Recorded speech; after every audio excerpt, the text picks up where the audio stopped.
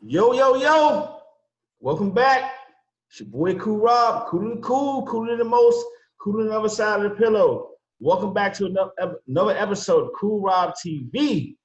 Thank you so much for all love and support. Y'all showing me it's touching the soul. When the soul is touched, it's a beautiful thing. Thank you so much. Keep it coming. Keep it coming. Don't forget to subscribe to Cool Rob TV, all caps. Leave comments, like, dislike. And my favorite word, engagement, because engagement is a must. We're always looking for new people to come on the show, y'all. So please engage with me. Go down the bottom and leave comments. All right, shout out to Movie Hood TV. Those my dudes. Go to their channel, show them some love, and show them some love. I want to hurry and get all that out. As you can see, the panel is back for another episode. And all new faces. So I'm happy. I got a brand new panel, and they got something to say, y'all. So without further ado, let me start introducing. Let me see who I'm gonna pick first. Go any, mini, miny, mo. I'm gonna go with Sister Tanise. How you doing? I'm good, thanks. How are you? Well, thank you so much for taking time out your day for coming on. I really appreciate you. Looking forward to the convo. Thank you so much. You had a good day today? I did. It's another day. So thankful for all of those. Cool. Again, thank you so much for coming on. I really appreciate you. Brother KJ, what's going on, brother? Doing awesome, man. Doing awesome. Thanks for having me. I'm glad to be here, man. And, man, I just want to give a shout out to my wife and kids, man. Hey, go ahead and give a shout out as much as you want, bro, but you're going to get a chance to do it at the end as well. Shout out to his wife and kids, y'all. KJ's wife and kids. But I see you got the right shirt on, sweatshirt on, bro. I appreciate that. All right, that's what's up, man. Got the Eagles Sunday, y'all. Washington football team gets the Philadelphia Eagles. Let's get it. Sister Chrissy, how are you? I'm doing good. Thanks for having me coming back. Thanks for having me. How was your day today? It was good. Just chilling. Lazy as always. Once again, appreciate you for coming back. Thank you so much. You're welcome. And last but not least, Brother Eric. What's up, Eric? What's up, bro? How you doing, man? Man, how you, man? I'm blessed, man. I'm honored, man, to be invited to your show, man. I've been watching you grind, man. You know what I'm saying? So it's lovely, man, watching you work and watching you grow, man. Thank you. Man, bro, you know how much that means to me, man. Thank you so much for just taking time out your busy schedule for you coming on, bro. I really appreciate you. Anytime. All right, family. So, like I say, y'all, we may have one more person that may be joining us, my boy from the NY Cosmology Bay. So if he do, I just get him caught up and I definitely introduce him. But right now, this is going to be our panel, Brother Eric, Brother KJ, Sister Tanise, and Sister Chrissy. All right, so like I said, welcome back to another episode of What's on Your Mind, 30 Minutes with Cool Rob. Tonight's topic is saving the youth. How can we save our youth? Well, before we get started, I would like to say that I know I say 30 minutes with Cool Rob, and most of the episodes go over 30 minutes, but the clock won't start until I ask the first question, okay? So now that I got all that out, panel, you ready? Absolutely. Yeah. Get it in, y'all. Like I said, a brand new panel with Sister Chrissy, one returning guest. I can't wait. Let's get started, y'all. All right, so I'm going to give it to y'all straight, just like this, y'all. Here we go, some statistics right here. I've been doing my research, doing my homework. Studies show that Black youth hate education. I saw one statistic, Black youth ages 13 to 17, arrest rate is greater than adults. The highest state incarceration rate amongst Black youth is New Jersey, over 30 times more likely to be detained or committed than white youth, according to the new fact sheet released by the Sentence Project. And last but not least, in a world where sex, rap, music, guns, and fast life, money, and cars is taking over our youth, panel, I asked you what's on your mind, and I'm gonna start with Sister Tanise. When you hear that, what's on your mind, sister? It sounds like a lack of guidance within our communities.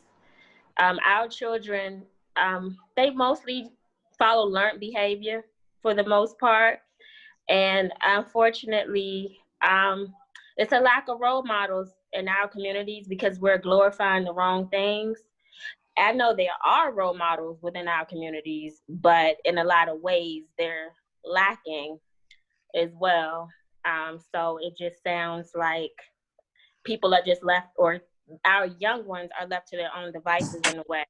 And so what they have raising them is basically the media. So they're just interpreting what's in, what's cool, because we don't value morals as much as we should. If we glorified the morals, then they would probably do what they think is cool. If we made morals cool, then they would probably follow more towards that. Thank you so much for starting us off, Sister Tynese. Brother KJ, when you hear those statistics, what's on your mind? I mean, well, first, you know, it's one of those things where, you know, when you talk about, what did you say, sex, what is it, sex, guns, drugs, all of those things, right? Right.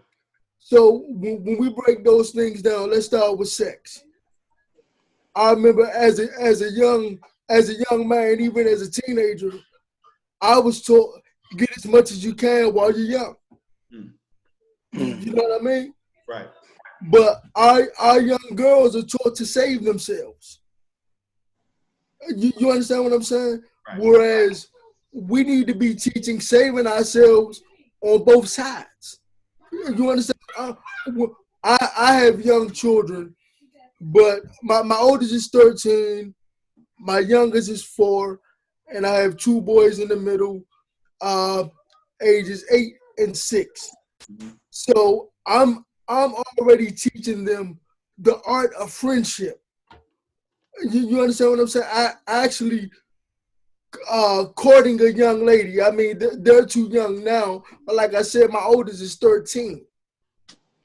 So I would hate for her to fall into the traps of teenage pregnancy or something along those lines. You understand? Because it doesn't have to be that way.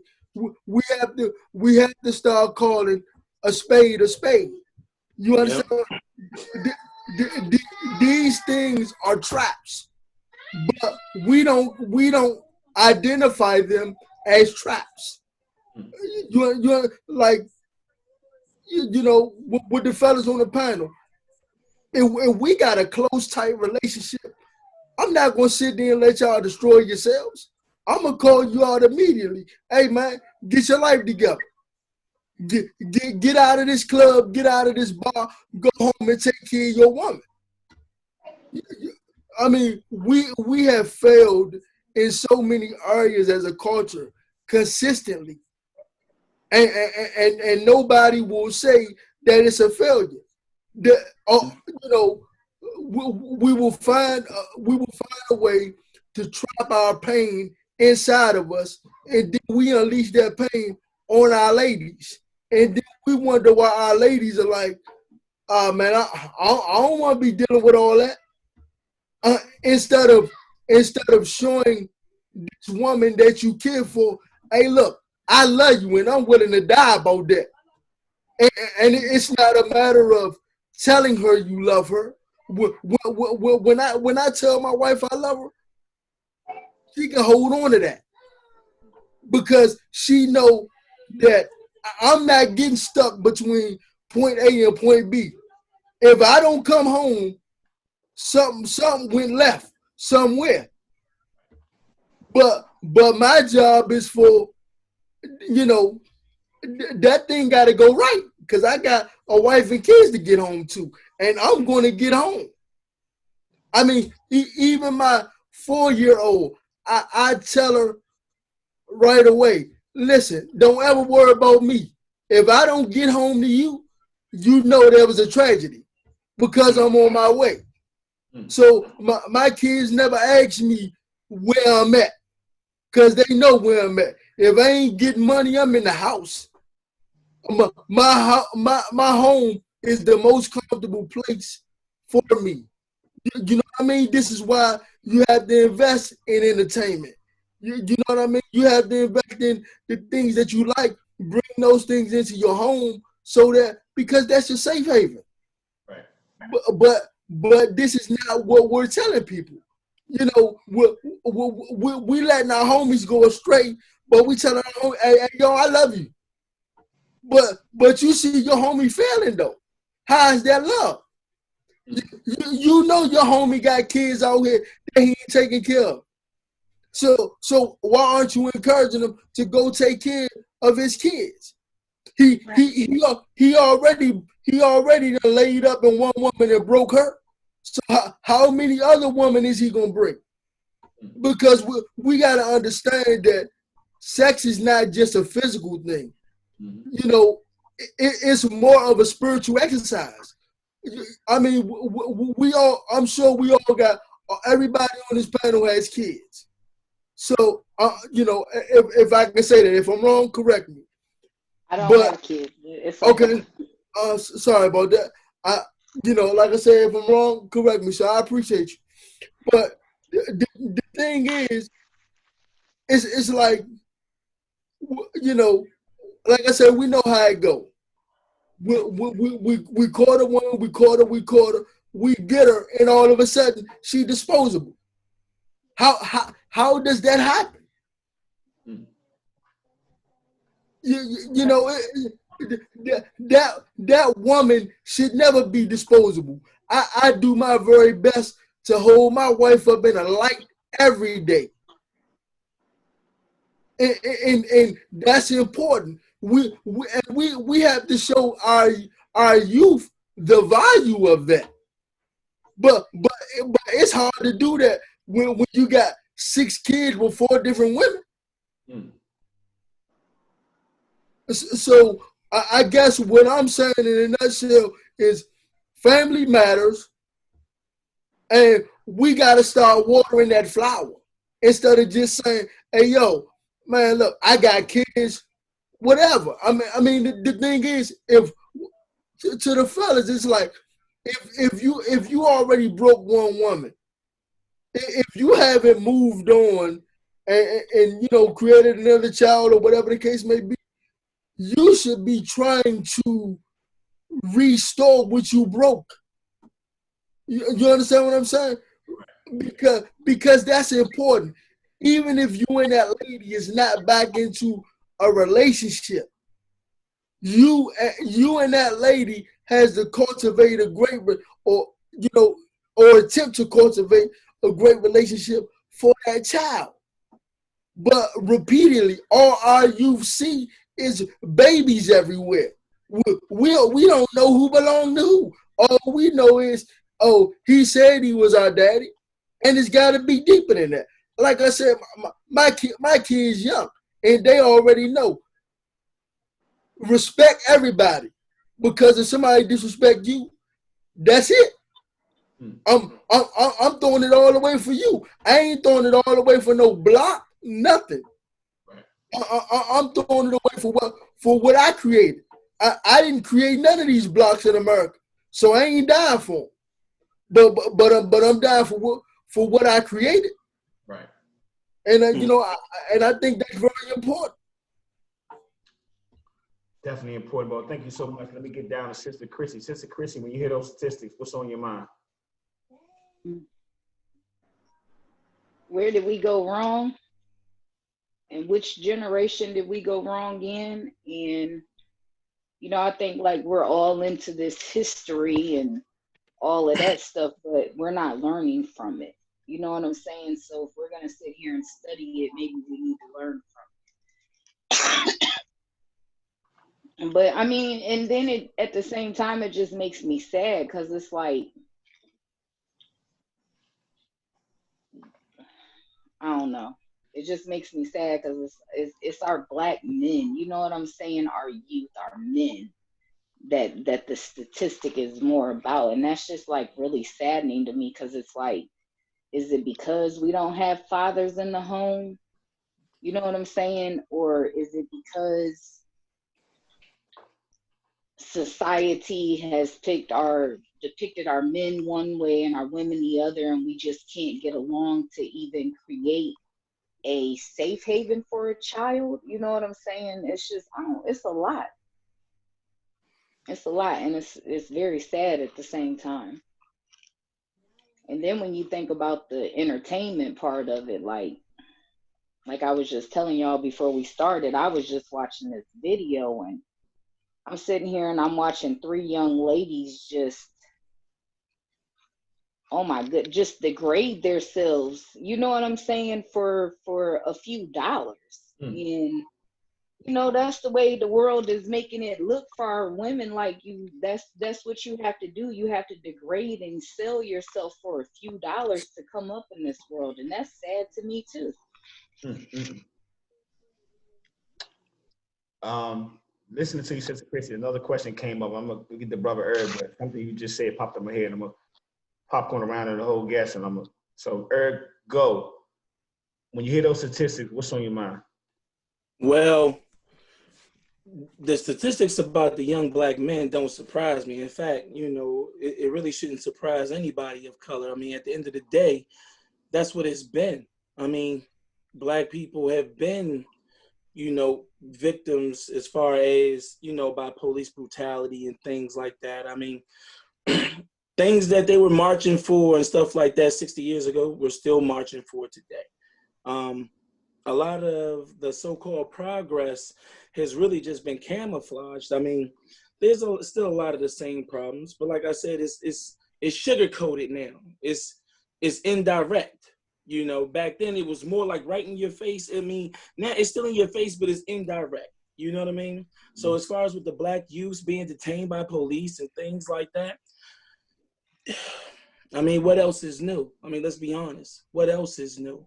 And as far as the entertainment and all of that stuff is concerned, you're absolutely right. We glorify the wrong things. And in my personal opinion, when it comes to just black culture in general, we want so much respect. We want so much from from everyone else. We want to be treated equally. We don't want to be harassed and all of this stuff. But at the same time, we don't show each other the same respect. I mean, in my personal opinion, man, it has to start in our own communities. You know, as far as black men, as far as black women, we have got to start respecting ourselves more. I honestly think that you can lead by example. I don't always know if the talking works, but I do think that people understand behaviors of other people. For example, just to be really brief, you know, when I'm out and about, I make it my business to speak to, you know, my fellow black folks, especially my brothers. You know what I mean? Right. Because a lot of us are not used to that. A lot of us are so used to when we see another black male looking at it as like a threat. You know what I mean? Like, who's this dude coming around me? Woo, woo, woo. You know, so I like to go and, you know, whenever I see some young black folks, I always like to open my mouth and speak, because I believe that it, you know, even in certain businesses and stuff like that, you know, I call my brother. Sometimes I say, hey, what's up, brother? Or sometimes I say, hey, how you doing, sir? You know, whether they're younger or older. And it's just a matter of showing respect to one another. I think if we can get back to just simply showing respect to one another, taking these cell phones, taking these iPads out of our children's hands, stop letting these electronics raise our kids, you know, limit what it is that they see and what they have access to, then maybe we can start to change as a culture. But at the moment, we're in trouble. Yeah. So, all right, Chrissy, when you was giving your answer, something popped up in my head. I want to go around it to the panel. First thing popped in my head when I was listening to you, Chrissy, for a long time, especially as I was coming up, I heard this, what I'm getting ready to say to the whole panel. Sex sales. I remember when I was a young teenager, I would hear that over and over and over and over and over again. Sex sales, sex sales, sex sales. So, panel, when you hear that, what's on your mind when you hear sex sales? I'm gonna go with KJ. You got your hand raised. I'm gonna go with KJ. My question will be, like, okay, everybody say they believe in God, right? You know, God is good. You know, you see a guy or a young lady on the street, they say they blessed when you ask them how they doing, whatever. So the thing about the whole sex sales thing, my question is, what are we standing on? Right. Like if you say to me sex sells, that lets me know that you're somewhat weak. They put it in front of you because they know that you're gonna take the bait. You understand what I'm saying? I mean, think about it.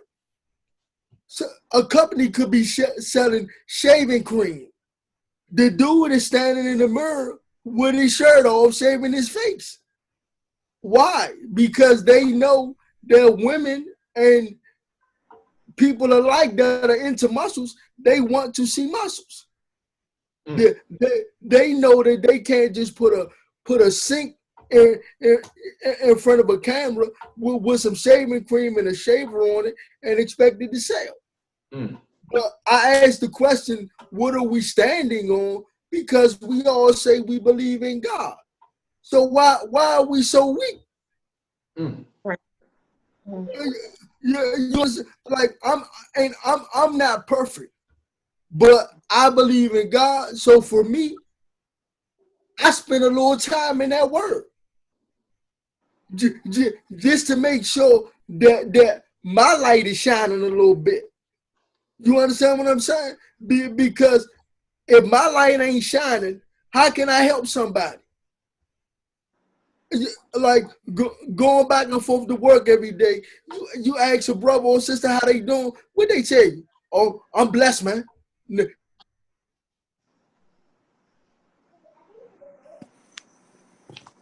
think we have some technical differences because I'm moving to you, Tynese. You know, your sister. So when you hear that sex sales, what's on your mind when you hear that? I definitely agree with the generational curse thing. Hello? Yeah, you went out for a second. I moved on to Tynese. I'll come back to you before we move on to the next question, Katie. He can finish, though, if he needs to finish what he was saying. Oh, go ahead. You want to finish?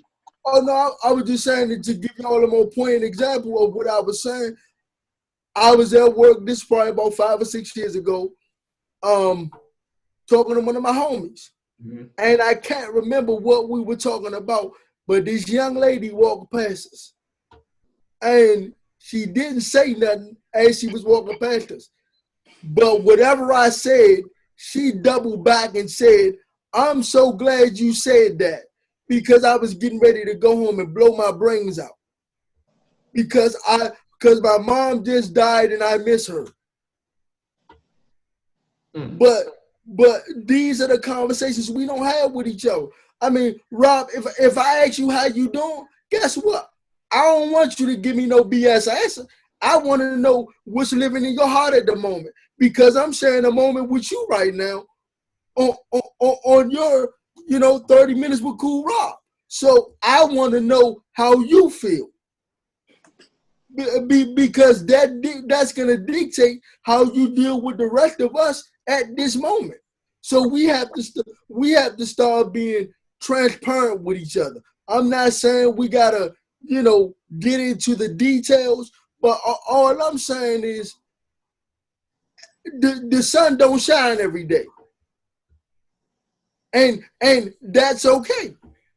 It's perfectly fine if the sun don't shine every day, but we gotta stop lying to each other. Tynese. Yeah, I think that with the sex selling, that is another way of selling out, period. If you would sell yourself cheap, we are kind of used to distract each other. Like men are used to distract women, women are used to distract men. Yeah. And so if you are kind of, like you were saying, if you had your own moral belief system where you believed in God, if you stayed in that zone to where you had your virtues and had your morals, you would be more of a leader and not a follower. So you have to build yourself up to the point where just because something is trending or just because everybody else is doing it and maybe it's money in that direction, money shouldn't attract you to the point where you're willing to sell yourself short just for however much money it is. You have to value yourself and your community. And if you have children, you want to set an example for your daughter or for your son of the type of man, type of woman that he wants. and the type of woman that your daughter needs to be. So yeah, sex is selling, but we have to think above sex, because sex is on a lower level. You know, that there's so much more to life than just exposing your body and using it. If we had other things going on, we wouldn't worry about sex as much, because that's really reserved for people who need to be doing it. Stuff right there, Chinese brother Erd. When you hear sex sales, what's on your mind? I would say you're absolutely right. Sex absolutely does sell. Sex is always sold. Unfortunately, sex will always sell. I mean, at the end of the day, you know, like they say, the flesh is weak. People are always going to be attracted to other people. I mean, what can you really do about that? What can you really do about sex selling? You're not going to stop that. You're definitely not going to pump the brakes on that, in my opinion. But what you can do is sit up here and control, at least make an effort to control your surroundings. Men, if you have daughters, let them know what's appropriate and what's inappropriate. Point out, hey, this young lady is wearing XYZ clothing because she's starving for attention. Don't be one of those women that need attention to be appreciated. You know what I'm saying? Ensure values in our children. And as far as our young men are concerned, hey, listen, this woman over here is dressing, provocative, and I know it may look good to you, but be careful what you lay down with. You know what I'm saying? Mm-hmm. So, we have to instill these values in our children, man, if we really want to change. But let's be clear, sex is always going to sell. There's always going to be fast women. There's always going to be brothers that's going to appreciate. And that's just what it is. I mean, at the end of the day, materialism is so big. People want to work, make money. A lot of people say, yeah, they want to travel, this and that. But, a lot of men want to make money just to get the attention of a woman. And in my personal opinion, and of course, everybody's not always going to agree with this, but I know a lot of women personally that will pass up on a good dude, who may not financially be straight, to go deal with somebody who got money, just because of the security. I think men would mostly sit up here and say that women, for the most part, not all, it's never all, I don't want anybody to think I'm saying all, but women, for the most part, seem to be attracted to security, but men that make a lot of money may not necessarily always do right by those women. So at the end of the day, we just all in all have to get our priorities straight and just simply bring our youth up to have a better understanding of what it is that's going on out here and what it is that they're looking at. It's a scary feeling when you say sex is going to always sell when you have a 9-year-old and a 12-year-old, when that 12-year-old girl. No, I understood where he was coming from, though, because, I mean, you got to think about it. Prostitution has been around for a long time. You know what I'm saying? So that's why I understood where he was coming from that point, because, women, I mean, even as like concubines and stuff like that, you know what I'm saying? Women have always been used as a form of sex, and it's always sold in some form or fashion like that. So I did understand where he was coming from on that point. KJ, you got your hand raised. You got one more thing to say before we move on? Yeah, I mean, well, I'm just like, for me, another thing about the sex sales is, we have to start building our families the correct way. Like, most of the time when a young lady is being told something, it's being said by her mother, which is fine. But it's nothing like having that enforcer in your house. And so, Rob, you threw some stats out there, right? Right. So what if I told you guys that 70% of our households are fatherless? 70%. But back in the 50s and 60s, that number was 24%. And the 24% was considered high in the 50s and 60s. You understand what I'm saying? And we have to start protecting each other. Everything we go through does not need to become commercial. You know what I mean? Like the baby daddy, baby mama dynamic, it happens. You know what I mean? We've all probably been there. You know what I mean? Right. But the celebration of it is where it goes wrong. You understand what I'm saying? I mean, you guys probably remember that song, "Oh, that's just my baby daddy," and all that. I mean, that should have never been a thing. But our culture made it a thing. Mm-hmm. So, I mean, yeah, I just think, it goes back to, building solid families. Good stuff right there, panel. Moving on. So I have another question right here. So I'm gonna say this one statistic again before I ask the question. In a world with sex, rap, music, guns, and fast life, money, and cars taking over our youth, I'm gonna go with Eric on this one. Hearing those statistics, can we really save our youth, Brother Eric? Can we really save our youth? I mean, in my opinion, yes, we can save our youth. Will it be easy? No, because at the end of the day, these things are being glorified more and more every day. I mean, let's take rap music for example, right? Let's just take rap music for example. 15 years ago, it wasn't so much talk about money. Well, no, man, let's go back a little further. Let's say back in like the 80s or whatever the case may be. You remember it came on the hip, the hop, the hippity. It was all about a good time. Right? As time progressed. And I want to say, I know everybody probably don't know, but you think about Cash Money. When they came out, they started talking about the bling bling and this and that. And from around that time, around the Jay-Z era, from around that time, it's the music switched from having a good time to look what I got.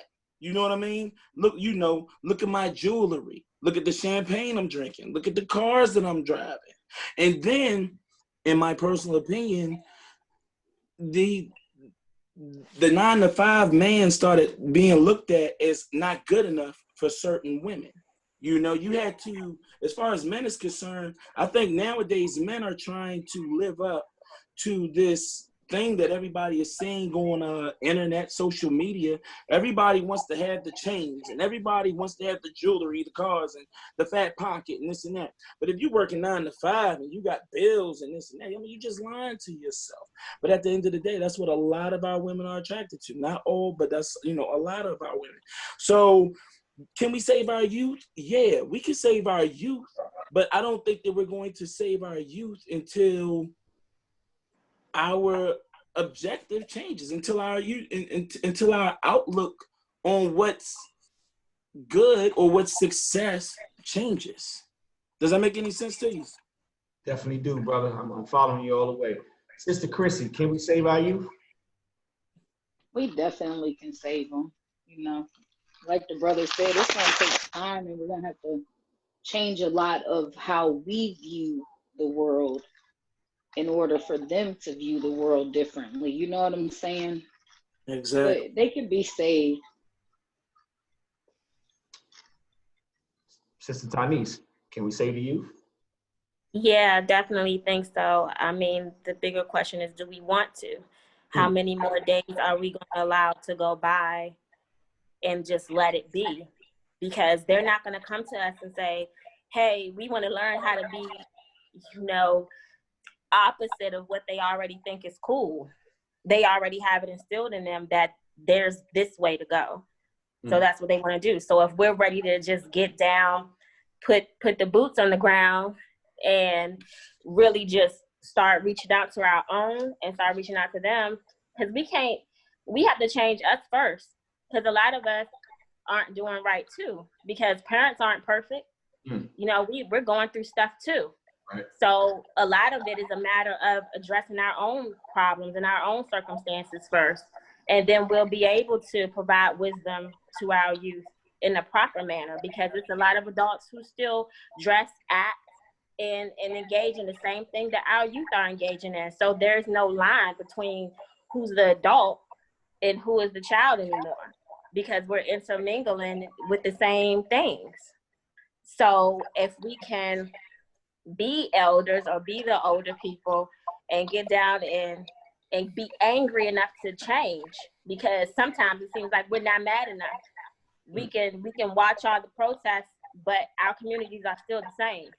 Right. So we have to be willing to start, and we have to take the next day or the present day to start within that day.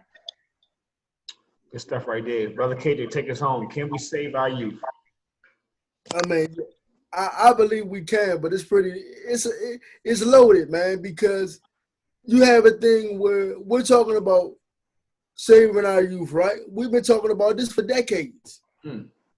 So, or probably longer. I think, the more important thing is, like I said, first, building a solid family and showing your child what that looks like. Showing your kid that daddy is available, mommy is available, and it is what it is. And, and after that, we have to start talking about, I'm hearing the word community a lot. But what communities are we talking about? Because if we're talking about, the type of neighborhoods that LeBron James and Dwayne Wade got their family in, they already have access to what we're talking about. But if we're talking about these poverty-stricken communities, I mean, that's loaded, man, because it's going to take economic development and financial literacy to pull people out of them situations. It's a mindset before it's anything else. I remember initially as a kid, for a period of my life, I grew up in Northeast DC, across from Old Heck and Jamal. And they used to call us Little Vietnam. It was so much crime around there. But it didn't affect us because that's what we knew. So if you don't know anything about financial literacy and economic development, the question is, how do we save our youth and we don't have no money to give them? You can't save nobody and you barely saving yourself. So I mean, for me, that's just how that thing goes. I would love to say, yeah, we can save the youth, which I believe we can, but I'm fully aware that I first have to save my kids first. Which means I have to make sure that my money is going in the right places at all times for their future. Good stuff right there, Brother KJ. Moving on. Sister Chrissy, should the parents be at fault? Parents nowadays, oh yeah, they got a lot to do with it. Most definitely.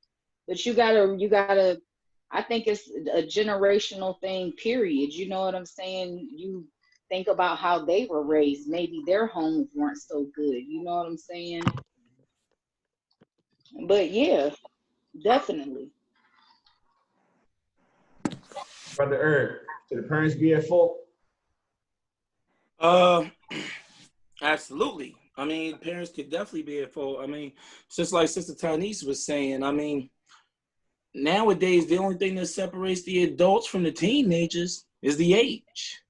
I mean, Right. a lot of people, a lot of us are doing the exact same thing that we was doing when we were teenagers as adults, and, I mean, the thing is that there has to be a line drawn somewhere. I mean, and I think that is the one thing that we lost, that we did lose. I mean, back in the day, you knew your uncle was your uncle because he had on those suspenders and those high slacks, But nowadays, I mean, the uncle, he's got on the jeans and the shirt, and next thing you know, him and his nephew wearing the exact same clothes, You know, there's Right, he got on the skinny jeans too. Right, skinny jeans and all of that stuff.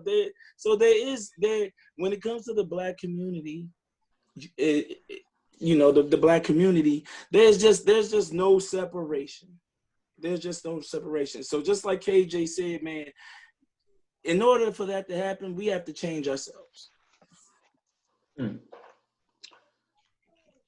Sister Tanise, should the parents be at fault? Yeah, they have to. We can only start with our children first, like you said. So if we don't start with our children, or if you're not a parent, then the children within your grasp. You know, if we don't start there, then we can't do much else. And they're looking at us. They're looking at everything we do. So it's just as much as our fault as it is theirs. Absolutely. Good stuff right there. And KJ, take us home. Should the parents be at fault? When you say the parents, you talking about us or our parents? You talking about us as parents or our parents? Well, the parents of the generation today. Okay. Well, I would say yes and no. You know what I mean? Because you can't fault us for the trauma that we went through. Because a lot of us are only raising our kids based off what we know. And I think someone said that earlier. You know, we just go off of what we know. I apologize to my kids every day because I'm flawed. But that comes from the lack. You understand what I'm saying? The lacking the money, lacking the structure. You know what I mean? Being told all these destructive things. You understand what I'm saying now? And that's that's why I say no. But I also say yes because, like I said, I believe in God. I'm not perfect, but I spend some time in that word daily. So that shows me how to be the man that I should be for everything that I'm responsible for. So what I'm saying is I know better, so I'm doing better every day. So how much can I continue to say, oh, I'm sorry. You know what I mean? We're gonna be a work in progress until we go. But when you know better, you gotta correct that. I mean, we got two beautiful ladies on the panel, right? Whoever the men are in their lives, those women need to know that they're loved. You know, it's a domino effect. You understand what I'm saying? Just like I'm saying with my family, everybody under my roof know that they love, and it's not a matter of me saying it. I give my life for them today, and I think that's what it needs to be. Good stuff right there, brother KJ. Question from a viewer panel. Here we go. If the youth can be bold enough to sell drugs or pick up a gun and shoot and kill, should the youth be responsible for their actions, Brother Eric? I mean, absolutely. I mean, yeah, they should be responsible for their actions.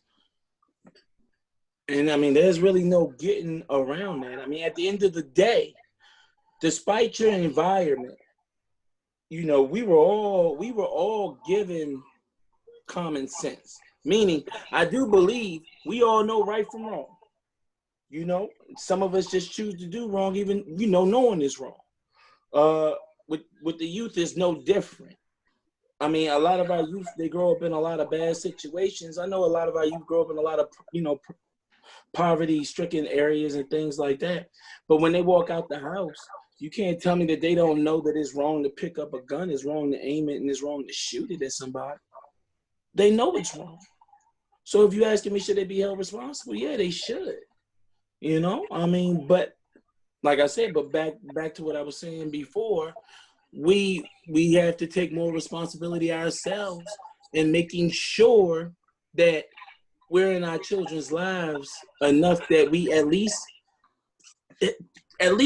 feel like we have a grip on it. But you know, when I was thinking, there is a flip side to that, because You can do all of those things. You can do all of those things as a parent. But the God honest truth is that you can't live life for your child. Meaning, when your child leaves out that door, all you can do is hope and pray that they are going to listen and follow the directions that you try to, give them. But they're human. They're going to make mistakes as well. You see what I'm saying? So, yes, long story short, yes, they should be held responsible. Mr. Chrissy, should the youth be held responsible? To some extent, yes. There's a cause and effect for every action you do. So, yeah, you can't go out and take somebody's life,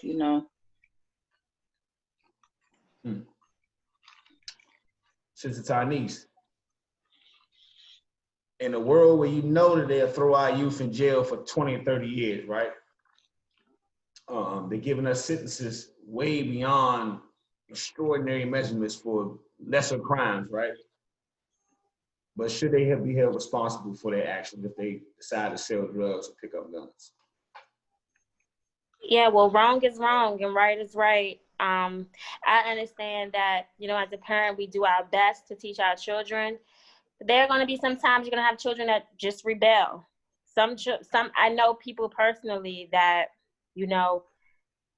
they may have good parenting, but you might have that one child that just says, I want to touch the fire because I want to see how hot it is. I'm just curious, So sometimes you have situations where, sorry if you could talk to me, you have situations where you just might have a child who just wants to do what they want to do, regardless.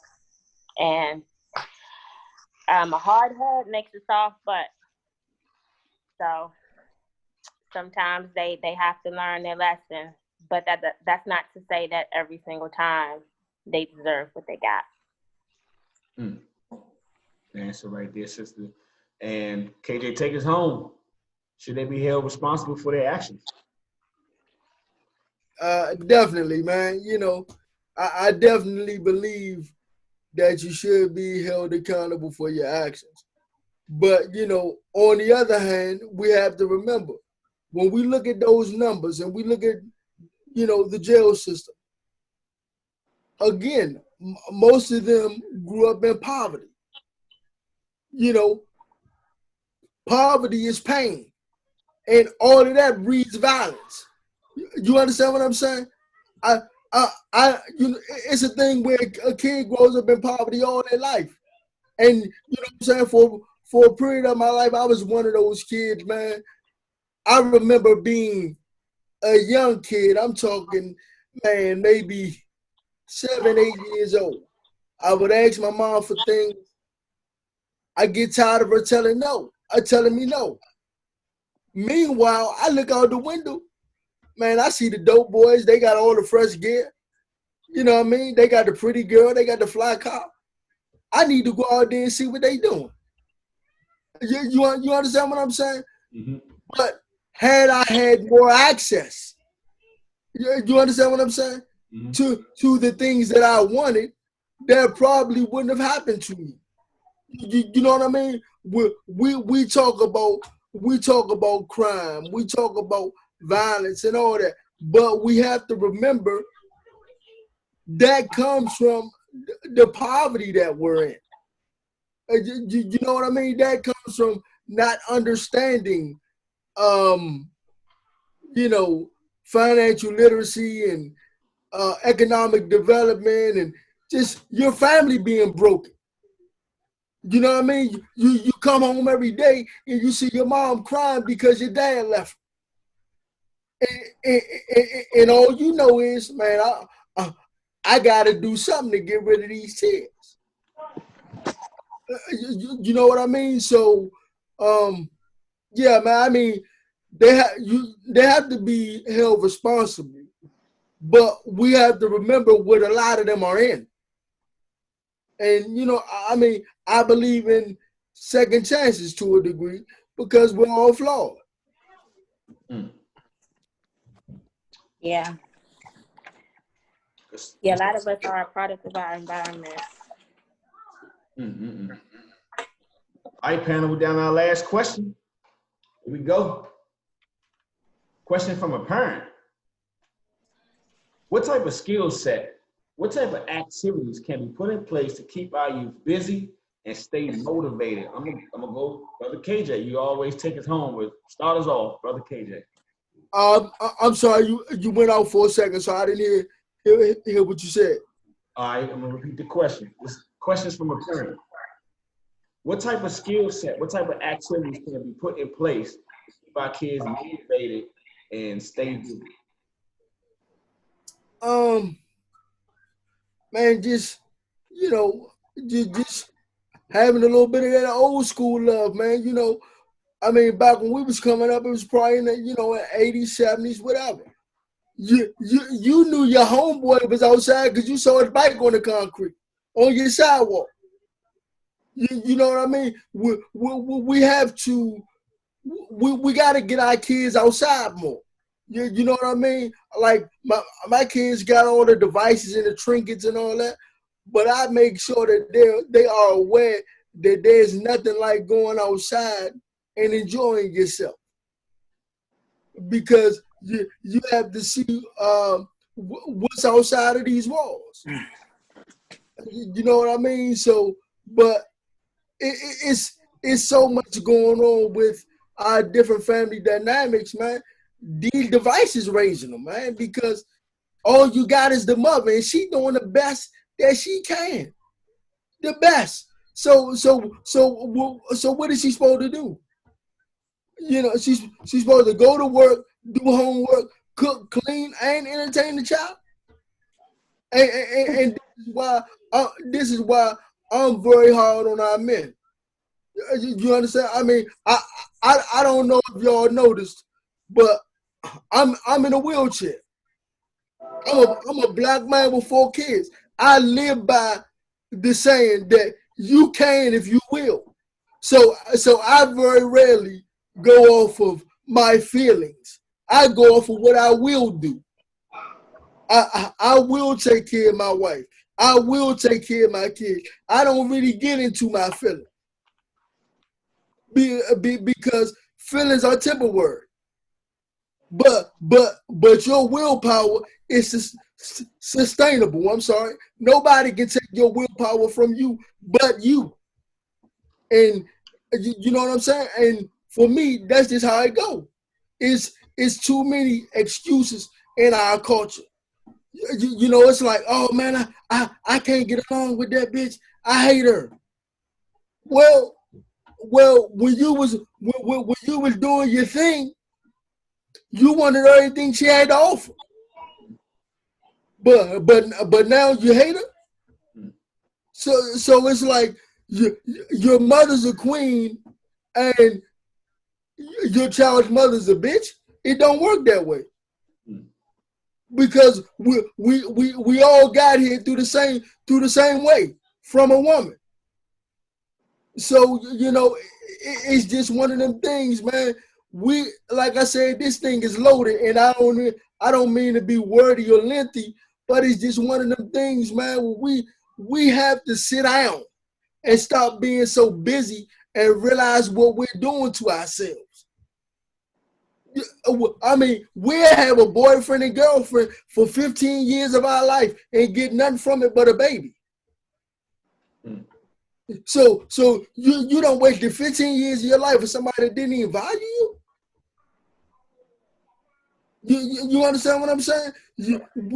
We have to start respecting ourselves before we can expect another culture to respect us. You understand what I'm saying? Right.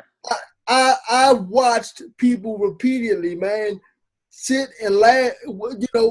People in our culture will sit and laugh at other cultures because it's a lot of them in a 3-bedroom apartment.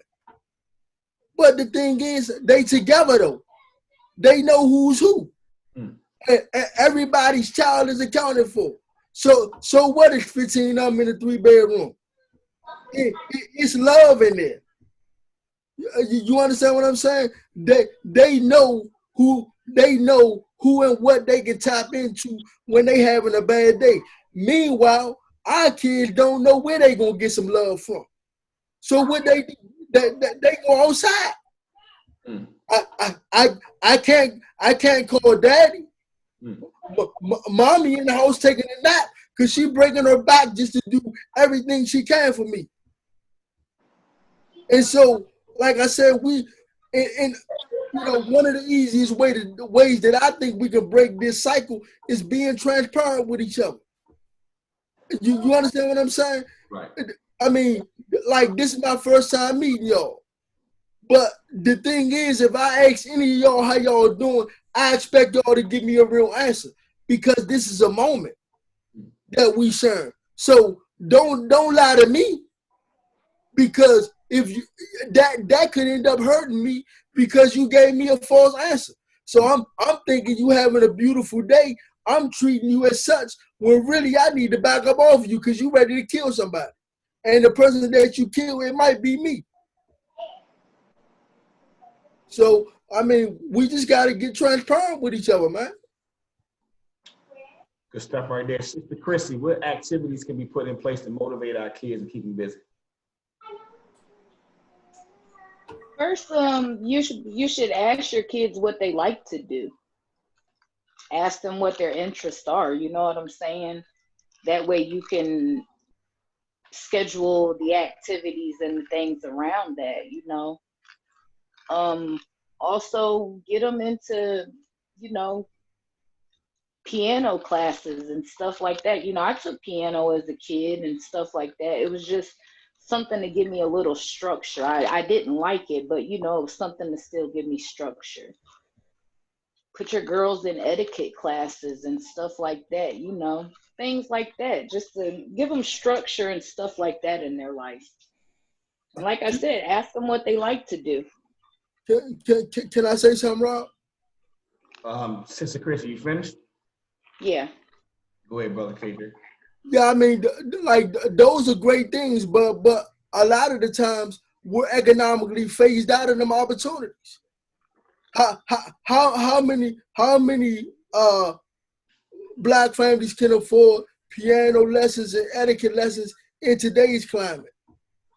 You know what I mean? I don't know because my family was poor and stuff, and there was still, you know, things around and stuff. Like I went to the Y and took swim classes. You know what I'm saying? It didn't cost nothing for a child to go to the Y and take swim classes. Absolutely. You know, so it's all, you can always find free stuff in your community to get your kids into and for them to try. Absolutely, but geographically, where might you have to go for your child to get that opportunity? I mean, because to be honest with you, I haven't seen a lot of situations where anybody is offering anything for free these days. I mean, I really don't think so. I mean, I think if you really look around, there's a lot of stuff in your community where people are doing stuff for free for children. There's probably community centers, you know what I'm saying, where they probably have studios set up and stuff. You know, I know a brother that gives in Chicago that gives free graffiti lessons. You know what I'm saying? That teaches the children how to do graffiti and stuff like that. And he has fundraisers for their double dutch competitions and stuff. So you know, it's a lot of stuff you can do. Mm-hmm. Good stuff right there, Sister Chrissy and Brother KJ. Let me jump in real quick. It's a lot of activities out there. I definitely agree with you, Sister Chrissy. The problem is that those activities is not the popular activities. You know, you can go to a local rec center and they have so many activities and all that type of stuff for the kids. But when you got rec center versus rap music, when you got rec center versus smoking weed, when you got rec center versus chasing girls, which one do you think they're gonna choose? So that's just my opinion. Sister Tanise. Yeah. Oh, Oh no. I'm listening to your question. I thought you were just waiting for me to talk. Well, yeah. What in your opinion, what activities can we put in place to keep our youth busy and stay motivated? I think we should do more reading with our kids. That's something that we just don't like to do a lot. But I think there's so much information behind a book or inside of a book that, especially during this time where it's quarantine and all of that, that we can find. I had my son reading this book called No More Excuses. It's by Tony Evans. And in the book, there are activities for the kid to do, for the child to do. It's honestly such a mature book. Like a grown man could read that book and change his life. I could personally read this book and change my life. There's a lot of stuff in it to where I think it's helpful in getting your child to think, to make smart decisions and become a better, older version of themselves. And as far as activities and talents, like you guys were saying, I think that if we look around each other, there's a lot of us that know how to do things. Like, we don't have to really go outside of our community to pay for too much of anything, because we know people that can sing. We know people that can do singing lessons. We know people that play instruments sometimes. We know people that can write. We know people that are in the arts. If we look around ourselves and utilize each other, we can probably not spend that much money getting our kids involved with a lot of stuff, because it's a lot of us around each other. We just aren't offering or reaching out to each other, but we're out here and we're pretty talented. So I'm sure we can figure something out. And can I say something to you, Rob, when you was talking about, the difference between going to the rec center and them out in the streets? Mm-hmm. If you're a parent, you going to that rec center, you know what I'm saying? Like, so that's how I'm looking at it. You know what I'm saying? Because you're going to do what I'm telling you to do. I agree 100%. Can I encourage the reading. What'd you say, Tanise? I said I really encourage the reading, though. I mean, I think it's very necessary. Oh, I encourage that too. Put our children into reading, and ourselves even, but there's so much information out here that we just are not even aware of. It's stupid crazy. Yeah, reading is fundamental. I'm coming to you in a couple seconds, Brother KJ, but one more time, since Tanise, can you hold that book up again? No More Excuses. Powerful title right there. No More Excuses. Yeah. Before I move on to Brother KJ, you got something to say? No, I just wanted to add on to what Chrissy was saying. It's like, we can go to the rec centers with our child, but it's like, how many times do we take them there before they're like, I really ain't interested in this. You know what I mean? So it's a thing. Then you find something else that they're interested in. You have to ask your kids. You know what I'm saying? Yeah, absolutely. I agree with that. Like, for me, with my kids, I really ask what they want to do. Like when it's a day where they just, look, we going outside. Because if I keep telling you where we going, it turns into, I don't want to go there. I don't want to go. Listen, you too young. You don't even know where you want to go. You ain't seen more than me. So I think, I think we have to use our resources to somewhat expand their minds, so to speak. Take us home, Brother What activities can we put in place to motivate and keep our youth busy? Well, just to kind of piggyback off of what everybody said, for one, I do want to say that there are a lot of free programs and things like that if you look for it. I think it's very important that you do find out what your children's interests are. But most importantly, like KJ was saying, if you don't have the financial means, that doesn't mean that it's over. You know what I mean? Us as parents, we have to get creative.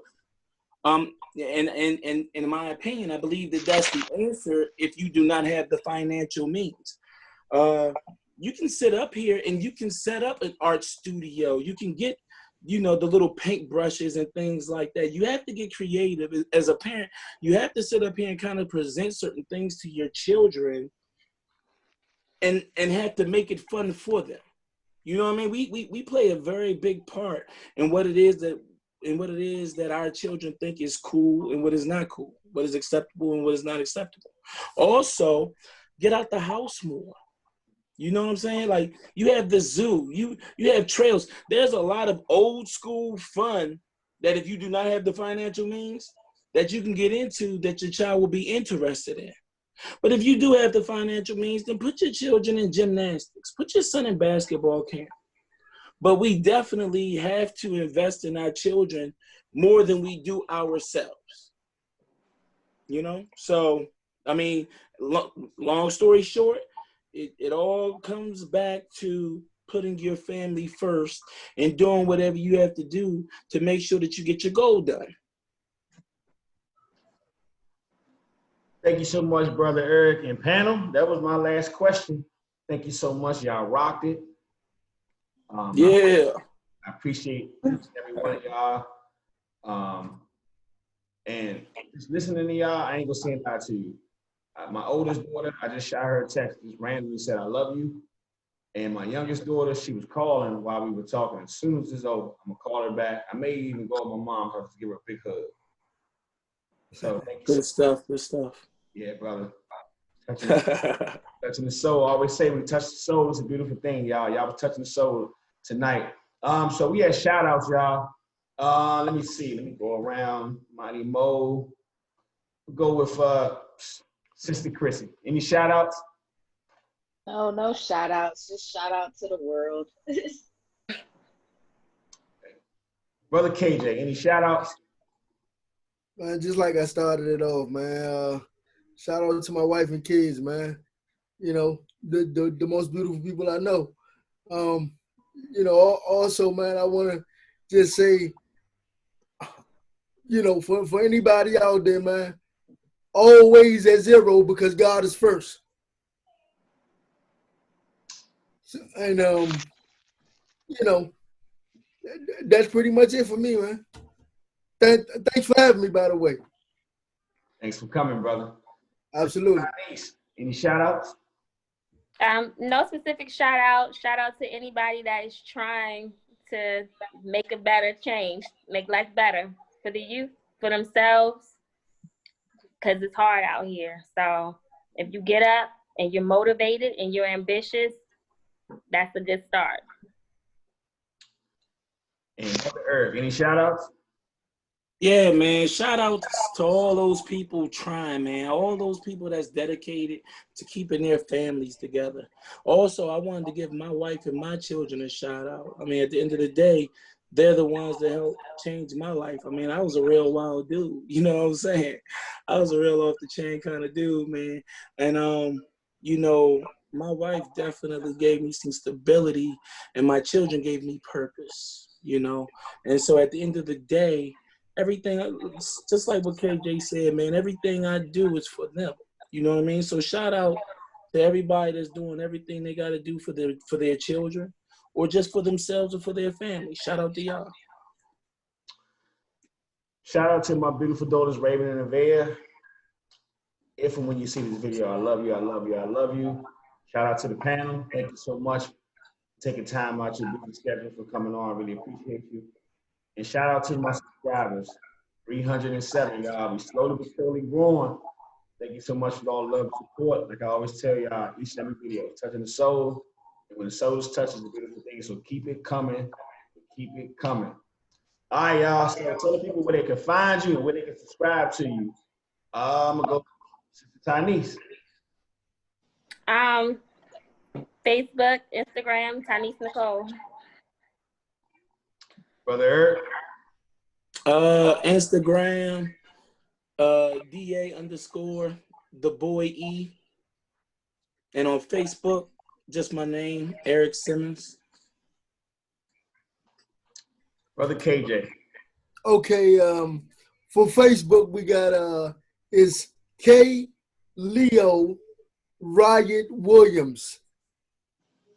For Twitter, I don't have Instagram, so for Twitter, just at the One Man Riot. And I encourage people to follow me there because I'm an investor. Let's see here. A fantasy sports guy and a business owner. So check me out. Good stuff, brother. And Sister Chrissy. Instagram, Too Real for the Real. And then I have a group on Facebook called The Build where I advertise Black businesses and get into like spirituality and also genealogy and stuff. So. Yeah, definitely check out Sister Chrissy's build, y'all. It's a beautiful thing she got going on over there. You can find me at Cool Rob TV, all caps. Leave comments, like, dislike. As I always say, engagement is a must because we're always looking for new people to come on the show. Facebook is Robert Matthews and KJ struck a chord because, like I say, I'm itching to get on Twitter, so I may be starting Twitter very, very soon, y'all, because I like to tweet. All right, y'all. And Rob, can I say one more thing? You man, brother, go ahead. Also, I have another page on Twitter attached to my business. It's one of my businesses is like a we go on Twitter and we dialogue about sports and current events, sprinkle things in there. So for that, it's on Twitter and it's at sports_Primero. That's PRIMERO, sports first. So it's at sports_Primero. There you go, brother. And final, last words. I love the whole show. The last words really touch the soul. Everyone that comes on always knock it out the park. I'm going to start with Brother KJ. Any last words? Always a zero because God is first. Don't forget that. Sister Chrissy, any last words? Not today. Sorry. Brother Eric, any last words? Take care of yourself. Sister Tanise, any last words? Put God first. Be a leader, not a follower. There you go. My last words, let's save our children because the children is our future. And no matter what you're doing out there, no matter what you're doing, you should never give up, never give up, never give up. Thank you so much, panel. Third episode of What's on Your Mind, 30 Minutes with Cool Rob. I think we went over maybe 3-4 minutes, 30 minutes, but that's okay, y'all, because we was getting it in. My main man, Brother Eric. KJ, I feel like I've been knowing you for 10 years. I just met you last week. The beautiful sisters Tanise and Sister Chrissy, and I'm Cool Rob, and I always end off every show with Cool Rob is in the building. Over and out. Self-promotion is the best, y'all. Over and out. I got these bottles. I hate bottles. Over and out, y'all. Thank you so much. I love you. The panel love you. We all love you. Bye-bye. We'll see y'all next time. Bye-bye. Bye-bye. Bye. Peace and love. Bye.